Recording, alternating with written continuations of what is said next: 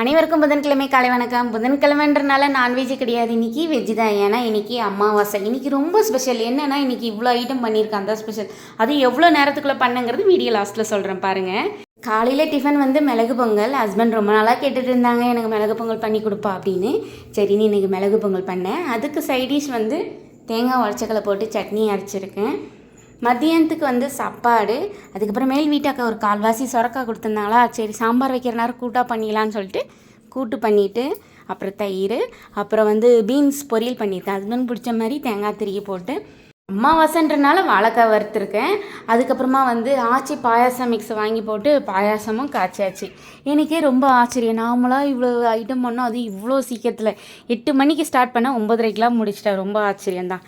எனக்கே என்னை பார்க்கும்போது ரொம்ப பெருமையாக இருக்குது. இன்றைக்கி இதுதான் ஸ்பெஷல். என்னோடய வீடியோ பிடிச்சிருக்குன்னு நினைக்கிறேன். மறக்காமல் சப்ஸ்கிரைப் பண்ணி சப்போர்ட் பண்ணுங்கள் ஃப்ரெண்ட்ஸ். நான் மீண்டும் இன்னொரு வீடியோவில் பார்க்கலாம். அதுவரை உங்களிடமிருந்து விடைபெறுவது உங்கள் நாயகி. பை.